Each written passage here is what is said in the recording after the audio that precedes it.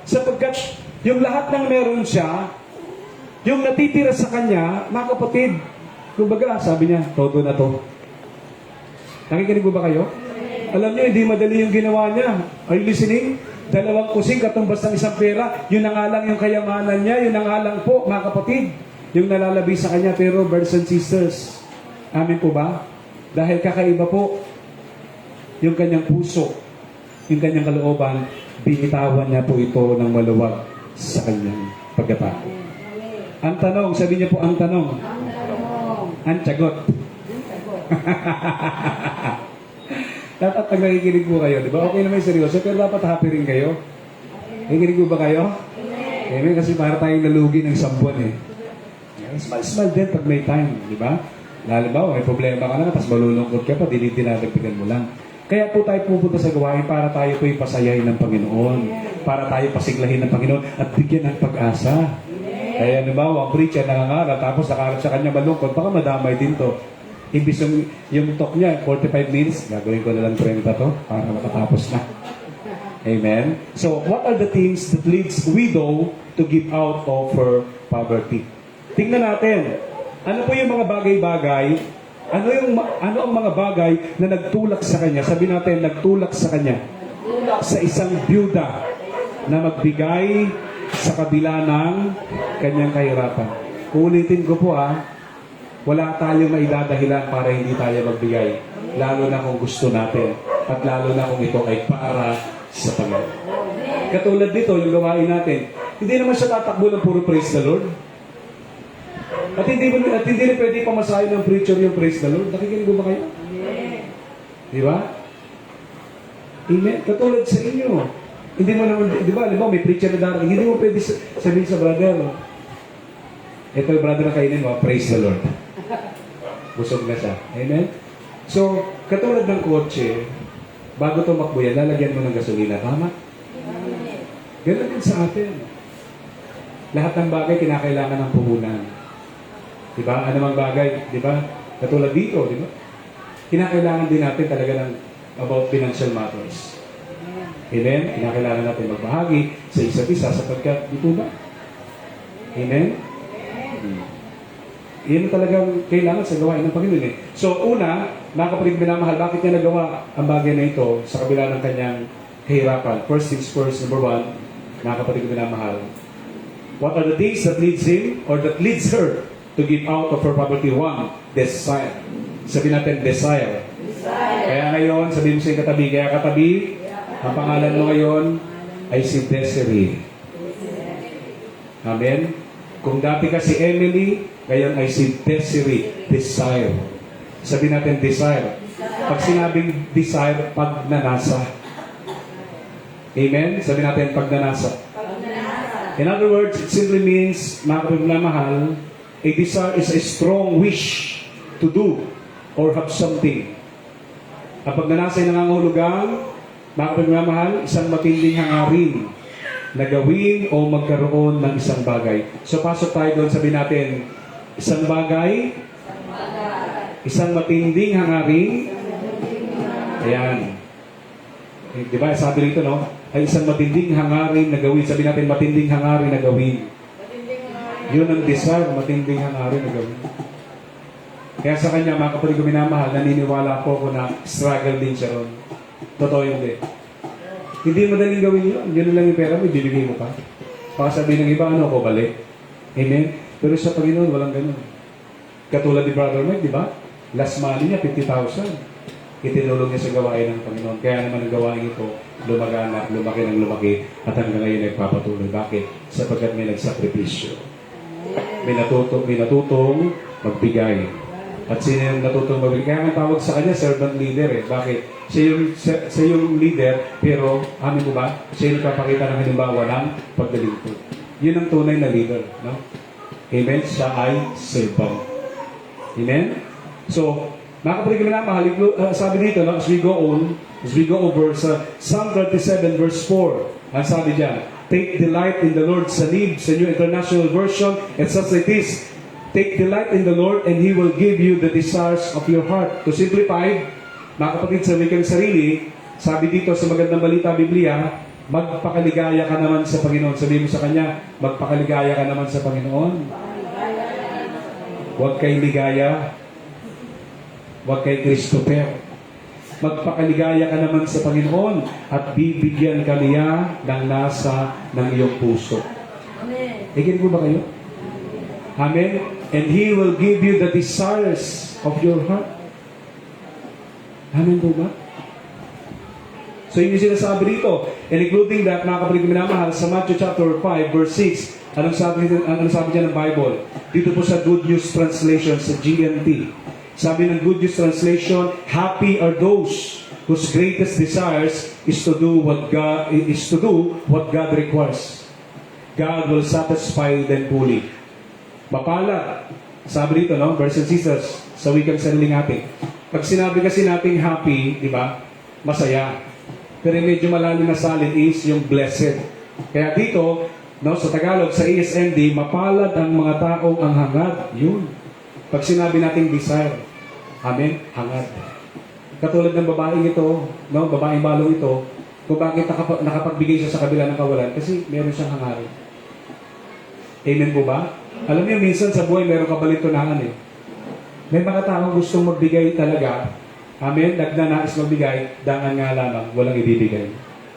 Diba? Totoo yan eh. Marami tayong nakausap na ganyan, manggagawa, hindi masyadong, di ba?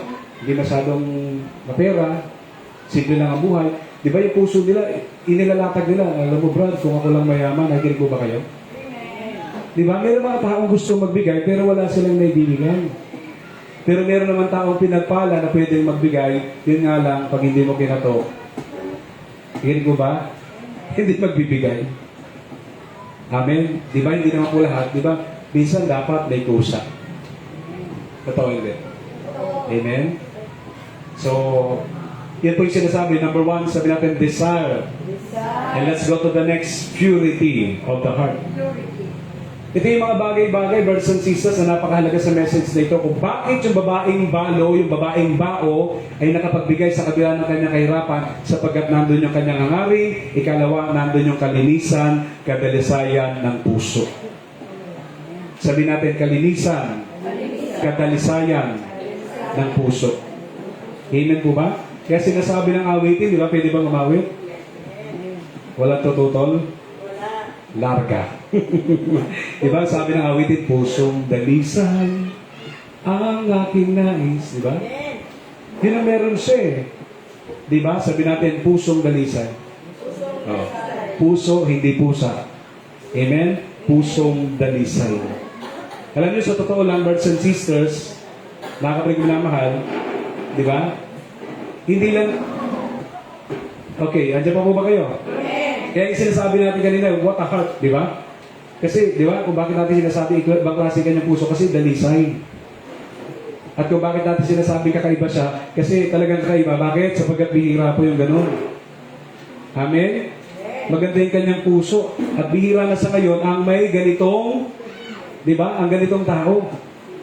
Totoo hindi? Amen? Kasi madalas tayo, brothers and sisters, no, kasama ko, madalas tayo po ay nakatuon sa ating sarili. Sa I, me, and myself. Amen po ba? Kaya dito, brothers and sisters, no, in the Bible, purity of heart is a concept that refers to a person's commitment to God. So to simplify, mga kapatid, sa Biblia, ang kalinisan ng puso ay isang konsepto na tumutukoy sa pagkakaroon ng tapat na pananalig sa Diyos. So yan po yung ibig sabihin, brothers and sisters, ng tinatawag natin, mga kapatid na minamahal, pure heart. Pag sinabi natin dalisay na puso, malinis na puso, mga kapatid na minamahal, ito po yung tumutukoy sa pagkakaroon ng tapat na pananalig sa Diyos. Sabi natin, pagkakaroon ng tapat na pananalig sa Diyos. Tandaan niyo po ito, yung mga ginagawa natin ngayon at mga nagagawa natin ngayon na hindi natin nagagawa dati. Kung bakit natin yan nagagawa ngayon? Sapagkat may Diyos na naghahari sa atin. May Diyos na dumating sa buhay natin. May Diyos na nagbago ng buhay natin. Kasi di ba dati tayo, Di ba? Lalo na yung mga kapamilya natin hindi nakakaunawa. Di ba? Number one persecutor natin. E ba't ka magbibigay dyan kay Brother Mike na yun? Di ba? Sabi na, nagpapayaman lang yan eh. Di ba? Di ba? Ano ba yung ginagawa mong, di ba? Di ba ba iniisip yung ginagawa mo? Bigay ako ng bigay sa'yo, tapos bibigay mo lang sa gawain? Naghihirap ako magtrabaho? Totoo hindi. Di ba? Pero kung bakit nagagawa natin yun, di ba? Dahil dalis, di ba? Andun yung atin pong, mga kapatid minamahal, pananalig sa Diyos. Yung tapat na pananalig. Kasi maramdaman mo yun eh. Pag sinabing tapat na pananalig, magaan mong ginagawa. Yun po yung sukatan. Ano mang binibigay natin para sa gawain ng Panginoon, makikita mo na tapat ang pananalig mo kapag ka ikaw po hindi nangingimi. Kapag ikaw po hindi bantulot, at kapag ikaw po nararanasan mo yung malaking kagalakan. Ako po alam niya mga kapatid, pag hindi ako nakakapag-tights, kasi weekly nagpa-tights ako eh. Pag hindi ako nakakapag-tights, malungkot po ako. At kapag yung tights ko maliit, malungkot po ako. Kasi gusto kong tights, dapat 100,000, 1 million. Pero parating pa lang siya eh. Di ba? Alam niyo sa totoo lang, kasi mangangaral ako eh. Dapat kung mangangaral ka, yung tinuturo mo, ikaw muna mismo nagagawa. Amen po ba? Kasi nangangaral ka magbigay, tapos ikaw kuripot ka. Halimbawa, no? Generally speaking. Nangangaral ka ng pag-iiga po, tapos hindi mo ginagawa. Ano bang sabi ng punong lingkod? Huwag kayo magtuturo ng hindi nyo ginagawa. Kaya ako malakas ang loob ko magsabi nito, bakit? Sapagkat buhay ko yan. At alam ko po ang prinsipyo ng Bible. Kung anong tinanim mo, yun ang anihin mo. Kaya wag tayong asa na pagpapalain tayo ng Diyos kung wala tayong binubungkal at itinatanim. Pero kayong lahat ng nagsasakripisyo at nagtatanim, one day isang araw magugulat ka na lang. Yung lahat ng itinatanim mo, siksik, liglig at umaapaw ang balik. Kaya lulundag ang puso mo sa tuwa. Amen. Maniwala kayo, darating yan, di ba? Yung katulad ng iba, dati walang mga sasakyan. Ngayon, ibibila ng sasakyan. Dati, isa lang yung bahay. Ako, dati may pre-novel ako, isa lang ang bahay. Ngayon, ilan na yung bahay? Isa lang yung kotse. Ngayon, ilan na yung kotse? Di ba? O, may mga shop na ganito, isa lang. Pero ngayon, ilan na ulit? Amen. Kasi mangyari po yan kapag tayo po, brothers and sisters, dalisay ang ating puso. Amen? Amen po ba? Amen. Kaya sinasabi ng Bible, and I add to that, brothers and sisters, no? Sabi ng Matthew chapter 5, verse 8, blessed are the pure in heart. Sabi natin, blessed. Blessed. Ulit niyo po, blessed. Blessed. Parang walang kinain. Blessed. Parang awan niyo po, sumagot po kayo na maayos. Sabi natin, blessed are the pure in heart. Mapalad ka pag may malinis kang puso. Amen? At yung taong may malinis sa puso, wala siyang nakikitang pakit. Wala siyang nakikitang mali. Ang laging nasa kanya ay kagandahan. Ang laging nasa kanya ay pag-ibig. Kaya yung babaeng balong ito, amen, dahil malinis sa kanyang puso, wala siyang iniisip na negatibo. Hindi niya inisip, mawawalan ako. Hindi niya inisip, kawawan naman yung anak ko. Hindi siya nangapiran. Exempted ako dyan. Balo ako. Single na ako. Hindi na ako double. Pero ganyan pa man, mga kapatid ko minamahal. Amen po ba? Pag si Lord talaga, di ba, naghahari sa'yo. Yung hindi mo kayang gawin, magagawa mo. Amen. Dalawa na lang ang kausap ko. And thirdly, mga kapatid, brothers and sisters, are you listening? Nakikinig po kayo. Now, what are the things that leads widow to give out of her poverty? Mga kapatid, i-review natin. 1, desire. Sabi natin, desire. Number 2, purity of the heart. And thirdly, faith. Sabi natin, faith. Kaya dapat yung faith, may faith. Sabi mo, dapat ang faith, may faith. Sapagkat maraming mga tao may pananampalataya pero hindi lumalakad. Kasi walang paa. Ang pananampalataya hindi lang basta sinasabi. Dapat pag sinabi mo, gagawin mo. Eh dito, hindi siya nagsalita, di ba? Binigay niya talaga. Amen po ba? At ang mas matindi rito, ang very intriguing, yung iba, nagbigay sobra sa kanila. Hindi mo madadama yun. Diba? Dito papasok yung sinasabing, give until it hurts. Ang tunay na pagbibigay, yung nararamdaman mo na may nababawas sa iyo. Ang tunay na pagbibigay ay yung nasasaktan ka. Amen? Pero the more na nasasaktan ka, doon naman kikilos ang Panginoon. Doon naman makikita ng Diyos ang puso mo. Amen? At ang Diyos naman po yung makatarungan at hindi natutulog katulad ng iba sa prayer meeting. Wala nang sumasagot, natutulog na yata. Amen? Yeah? Hindi natutulog ang Diyos, siya po yung makatarungan. Sabi natin, faith. Pananampalataya. Puntahan natin ang buhay ng babae, hindi niya alintanan ang kanyang kalagayan o sitwasyon. Wala siyang sinabing, baka. Sabi niyo po, baka. Diba? Kasi marami sa atin, puro baka hindi mo nakakain. Diba? Baka mawalan ako. Diba? Paano ako? Baka maubusan ako, may pagkain ko. Yung babae po sumugal. Yun ang pananampalataya. Yun ang malalim na kahulugan ng pananampalataya. Sumusugal ka, kaya nga pananampalataya. Tumataya ka at maniwala ka sa hindi. Sa Diyos, wala kang lugi. Sa Diyos, wala kang talo. Sa Diyos, lagi kang panalo. Pag inuna mo ang Diyos, uunahin ka niya. Kaya yung lahat ng narito ngayong gabing ito, at yung iba sa inyo humabol, dahil inuna nyo ang Diyos, uunahin din kayo ng Panginoon. Di ba? Sabi ng Bible, but seek ye first the kingdom of God and His righteousness. And all these things shall be added unto you. Hallelujah! Amen? May ganon. Di ba? So, pag sinabi natin faith, brothers and sisters, sabi dito, no, faith has multiple meanings. Including, eto na, ang pananampalataya ay may maraming kahulugan. Dalawa lang babanggitin ko. Number 1, believe in a higher power. To have faith simply means believe in a higher power. Diba? It is a belief in a higher power. In religion, faith is the belief in God. Are you listening? Or the teachings of a religion. It can also refer to trust God, to trust in God's action and promises. So ito po yung pananampalataya. Ito po yung paniniwala. No? Paniniwala ay nangangahulugang paniniwala sa isang mataas na kapangyarihan. Sa reliyon, ang pananampalataya ay ang paniniwala sa Diyos. To have faith is to believe in God. To have faith, brothers and sisters, is to believe in this teaching. Ikinig mo ba kayo? Amen? Ang pananampalataya, paniniwala sa Diyos. At gayon din naman, brothers and sisters, mga kapatid naman sa kanyang turo. At higit sa lahat ang paniniwala, mga kapatid ko minamahal, ay tumutukoy sa tiwala. Kinig mo ba kayo? Sa mga aksyon at most especially sa pangako ng Diyos. Ang pananampalataya ay paniniwala, paghahawa sa pangako ng Diyos. What God says is true. Pag sinabi ng Hebrews 13:15 o 13 verse 5, I will never leave you nor forsake you. Totoo po yun.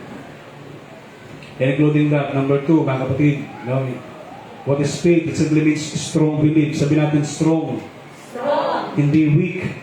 Hindi less. Strong. Malakas. Matibay na paniniwala. Yan ang ibig sabihin yan. Ang pananampalataya ay maaring mga hulugan, no? Mga hulugan ng matibay. Sabi natin matibay na paniniwala sa isang bagay na walang patunay o ebidensya. In other words, to have faith is to believe in invisible and to believe in incredible. Ito po yung pananampalataya. To simplify, ang pananampalataya ay paniniwala sa mga bagay na hindi kapanipaniwala, at ang pananampalataya ay paniniwala sa mga bagay na hindi mo nakikita. Amen po ba? Yung babaeng balong ito, brothers and sisters, hindi niya tiningnan yung kanyang bibitawan. Amen? Ang tiningnan niya yung magiging balik nun. Sapagkat ang Diyos ay hindi sinungaling. Sabi po yun ang aklat ng Bilang. Kaya sa lahat ng ating ginagawa, huwag po tayong magsasawa. Sapagkat 24 oras, makalibong beses, makatunghay ang Panginoon sa lahat ng ating gawain.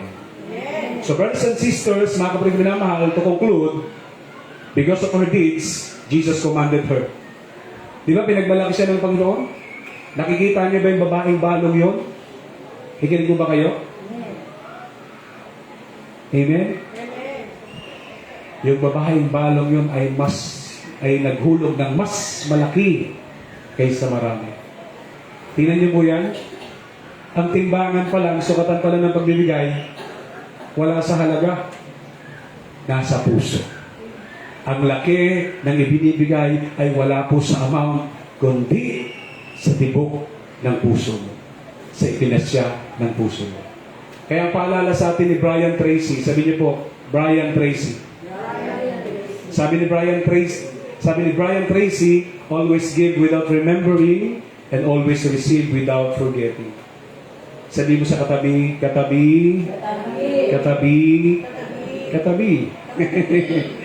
sabi nito, no? Palaging magbigay ng hindi inaalala. At palaging tumanggap na hindi nakalilino. Kaya pag nagbigay ka, brothers and sisters, huwag mo lang alalahanin yun. Diyos nang bahala doon. Pero, pag tumanggap ka naman kay Lord, lagi mo siyang pasalamatan. Hindi niyo po ba alam? Ang secret para tayo laging answered prayer, una magpasalamat. Amen. Gusto niyo yung answered prayer? Lagi ka magpasalamat. At ikalawa, ilatag mo sa kanyang pangako niya. Diba? Salamat ka, Lord. Salamat sa buhay, sa blessing. Lord, may pangako ka sa amin. Hindi mo kami pababayaan, Lord. May pangako ka sa amin. Pag inuna ka namin, unahin mo kami. Kaya tayo na kayo. Amen mo ba? At tayo minsan pagdudulog sa Panginoon. Sa Diyos, walang lugi. Pakinabang lang. Katulad ng babaeng balo, brothers and sisters, hindi matatawaran ang kanyang karakter, ang kanyang pagiging, ang kanyang pananampalataya. Nanawa tayo din madamay sa kanya. Nanawa tayo din, brothers and sisters, magkaroon ng attitude na meron siya. Sa kabila ng kanyang kawalan, siya po ay nagbigay, nagkaloob. Kaya sa oras nito, tayo po'y dumulog sa Panginoon. Idulog natin ang ating puso sa Kanya. Buong puso. Yes. Hayaan natin ngayon gabi ito na ang Panginoon ay magtrabaho sa buhay natin. Gumawa sa buhay natin. Mighty Jesus. Please, quiet.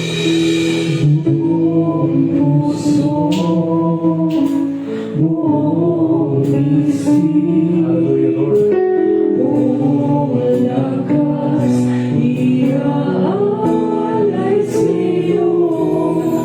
Yes.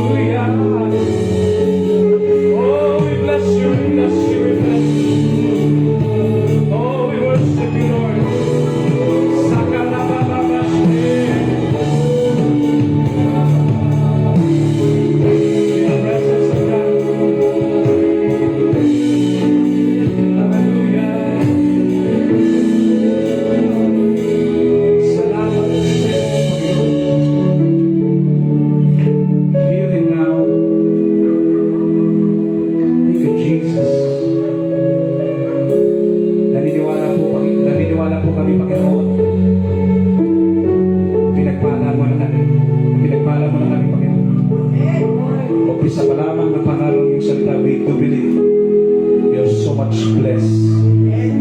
Kaya naman ngayong hapon ito, muli, inilalapit namin sa iyong aming sarili, most especially ang aming puso. Lagi mo kaming i-remind ng audience namin sa paglilingkod na ito ay ikaw. Nahayaan mo, Panginoon, ang lahat ng aming gagawin ay dahil sa hangarin namin, Panginoon, na malwalhati ka. Udyok ng pananampalataya at higit sa lahat para sa iyong malaking karangalan. Pinasasalamatan namin ngayong hapon ito, ngayong gabi ito, Panginoon, ang iyong mga salita namin napakinggan. Dawa nga, Panginoon, gawin mo kaming generous and open-hand people. Gawin mo kami mananampalataya hindi lang sa isip, hindi lang sa salita, kundi higit sa lahat sa gawa. Minsan nagcha-challenge sa aming pananampalataya when it comes to giving. Minsan nag-aalangan kami magbigay. Hindi pare-pares ang aming emotion at damdaman. May pagkakataon na parang lahat lang na kami ng aming pag-aalilangan. Lahat lang na kami dahil marami kami pangailangan. Pero Lord, dahil lahat naman ng biyaya ay sa iyo nagmumula at ikaw mo nagbibigay, Lord, tulungan mo kami maging matapang, maging bold, maging strong sa aming faith. Sapagkat sa ayon sa binitawan ni Haring David na totoong lingkod mo na nagmahal sa iyo, na buong puso, isip kaluluwa at kalakasan. Sa kanyang pagkabata, hanggang sa'y tumanda, nagpuputi ang buhok. Wala siyang nakita na lingkod sa'yo na naging magpaslupa. Hindi po kayo sinungaling, Panginoon. And we hold on to your promise, to your promises. Kapag sinabi mo, gagawin ko. Kaya ngayon pa lamang inangkin namin na ang lahat ng narito ay makararanas ng dakilang himala, dakilang bagay at himala sa kanilang buhay, sa aming Panginoon at sa buhay ng bawat isa. Sa pangalan ni Jesus, inangkin namin na ngayong gabi ito may ginagawa kang himala sa buhay namin. In Jesus' name we pray. In Jesus' name we do believe.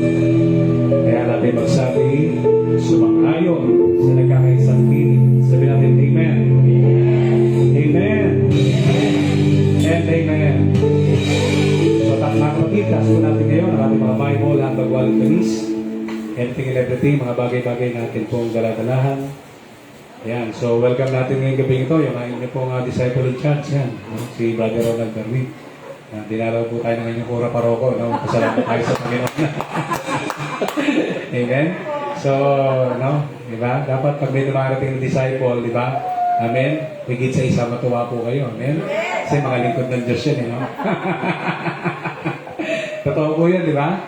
Amen? So, pagpalain ng Diyos ang ating buong pamilya, asawa at mga anak, buhay kinabuhay pagdalingkod ang inyong mga sari-sari store, pwesto sa palengke, no? Yung mga pag-sideline, napawang mabuti naman mga sasakyan nila gamit sa pagtatrabaho, pagdalingkod mo, especially pagpalain ng Panginoon. Mga mahal natin sa buhay sa abroad, Japan, Hong Kong, USA, Arab country, anywhere they are in the world, yung mga nasa provinces, around Metro Manila, nagtatrabaho, nag-aaral, natin pong mga mahal sa buhay, pagpalain sila ng Panginoon. Lahat ng ating tinataas, lalo na po, ang ating mga prayer requests, kasama yung ating mga kaloob. Ikinig po ba kayo? Sabi natin, mga kaloob. Kaya pagdating sa pagkakaloob, huwag kayong panghingaan ng loob. Bigay lang ng bigay. Sabi mo, kapatid. Bigay lang ng bigay. Amen. Dapat wala akong marin. Wala nang bibigay, di ba? Sapagkat ang taong may pananampalataya, amen, laging pinagpapala. Maganda yun, di ba? So, ngayong gabi ito, mabuhay po tayong lahat at laging mabuhay ang Panginoong Hesus sa buhay ng bawat sa atin. Baba po natin natin sa ngalan ng Diyos Ama, Diyos Anak at Diyos Espiritu Santo. Lahat ay magsabi ng malakas na. And let's give thanks.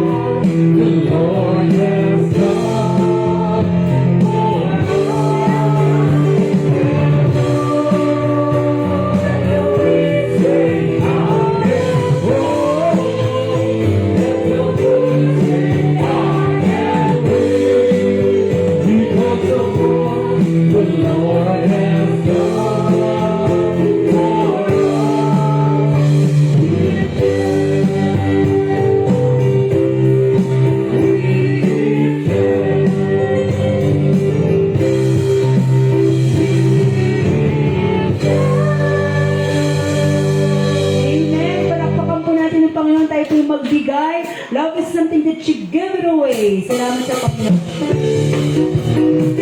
Magbigay ng pinag-ibigay. Amen. Love is something that you give away. Come on. Give away. Love is something that you give away. And it comes right back to you. It's not going to let you carry. Holding tight and you won't let it. Every share and give it away. And it comes right back to you.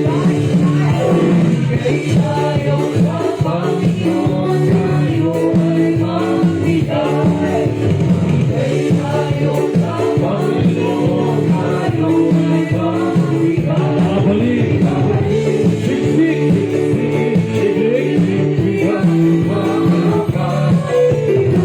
Ibabalik. Siksik. Bigay tayo sa Panginoon, tayo ay magbigay. Tayo sa Panginoon, tayo ay magbigay. Palakpakan po natin ang Diyos. Magbigay. At tayo ay makakaupo muna. Ito